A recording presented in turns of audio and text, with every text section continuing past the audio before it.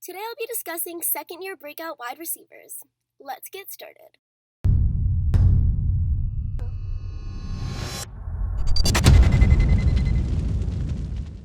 First up is a player that ranked first in targets among rookie wide receivers, DK Metcalf.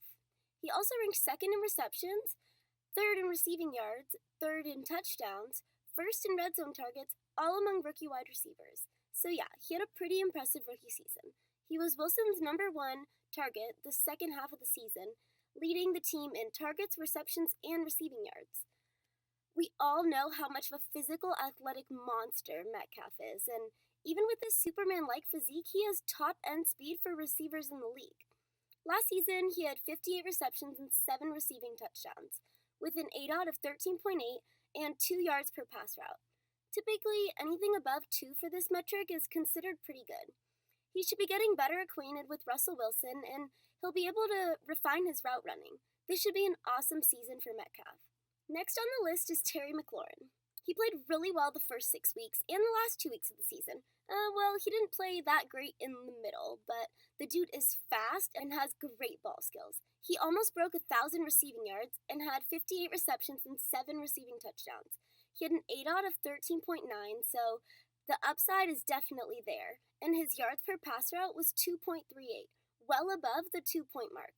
Mind you, he did all of this with below average quarterback play from Haskins and Keenum. If you watch some of the game tape from last year, McLaurin could have easily had 2 or 3 more touchdowns in which he was overthrown or just outright missed on the play. This season should be better for Haskins and a lot better for McLaurin. Moving on to A.J. Green. I'm just kidding. A.J. Brown.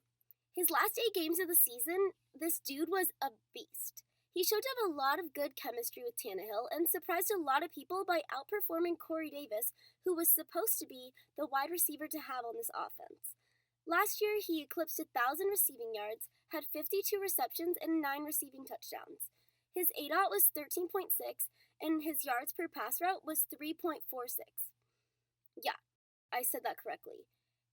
3.46. This is the most important, most predictive measure for wide receiver production, and he ranked first. His numbers last year are more surprising given the fact that he's not only a rookie, but the Tennessee offense is extremely run-heavy. The upgrade from Mariota to Tannehill did wonders for him, and Mariota will probably be a backup quarterback for the rest of the year. There are a few things going against him in regards to him having a second-year breakout. The following are just some things to be aware of when you're drafting A.J. Brown. This Titans offense is still a very run-heavy offense, which makes it a bit more likely that A.J. Brown's stats are not as replicable as we might think. And the offense actually got a bit worse because they lost out of a few linemen in free agency, one of them being Jack Conklin, who signed with the Browns. A.J. Brown is going early in drafts, but overall, I is an absolute stud. And the positives outweigh the negatives, so I'll be drafting A.J. Brown as much as possible in my drafts without reaching too far because he is being hyped up in several fantasy circles. I told you I would talk about this next one in a later episode. So here we are, Diontae Johnson. Let's go through all the things that were working against Diontae last season. He was a rookie wide receiver, he had to work with crap quarterback play from Mason Rudolph and Devlin Hodges, and he had battled a groin injury since the second week of the 2019 season. Even with all these factors working against him, Diontae Johnson still showed flashes going over double-digit fantasy points 5 times. He showed great breakaway speed, an ability to break tackles, and most importantly, an ability to beat wide receivers one-on-one on the outside. Now he gets Big Ben back, has another year as a pro in this offense. Concerned like, oh, Juju, what about he's going to get all the targets? Who cares? There's still a ton of targets left over. For 6 consecutive seasons, Big Ben showed he can produce multiple high-end wide receivers. Look at Mike Wallace and Hines Ward, AB and Emmanuel Sanders, AB and Juju. AB and Juju were both top 10 wide receivers. He is more than capable of producing 2 high-end wide receivers. Obviously, there's question marks about if Big Ben will come back the same after having Tommy John surgery, but some people recover faster and play through pain and injuries, and Big Ben is one of those guys. So I'm very confident that he should come back to normal, and he still has a few good years left in him. His rookie season, Diontae put up 5 receiving touchdowns, 680 receiving yards, had an ADOT of 9.1 and 1.96 yards per pass route. So he's not on A.J. Brown's level, but it's still hovering the 2-point mark, which is really good. And he did this with a shitty quarterback. So we here at the Friend Zone are predicting a strong, productive year for Diontae Johnson. I'm taking Diontae Johnson in every league I can, as he's being drafted in the 10th and 11th round.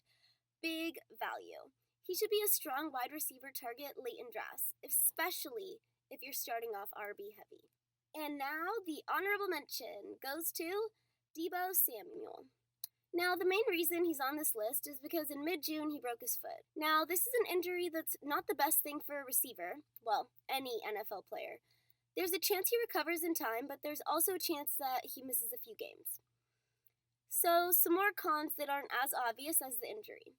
The Niners have quite a bit of receivers on their roster, and Jalen Hurd and Dante Pettis. Pettis was a disappointment last year, but I really don't think he's going away this year. Jalen Hurd is the sleeper on this roster, who has a bigger chance of eating away at Deebo's production, especially because he's going to be given the opportunity to ingratiate himself into the offense while Deebo's out with injury. But it's not all bad. Some pros. He's in a pretty high-powered offense. Kyle Shanahan seems to be at the head of so many great offenses, and this is another one.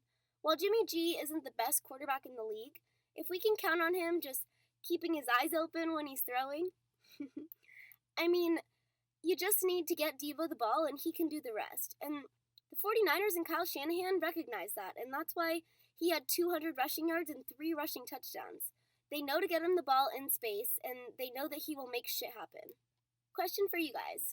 Who are your second-year wide receiver breakouts? Leave your answers in the comments. I can't wait to read them. If you want more quality content to win your league, subscribe so you don't miss anything. I post every Monday, Wednesday, and Friday.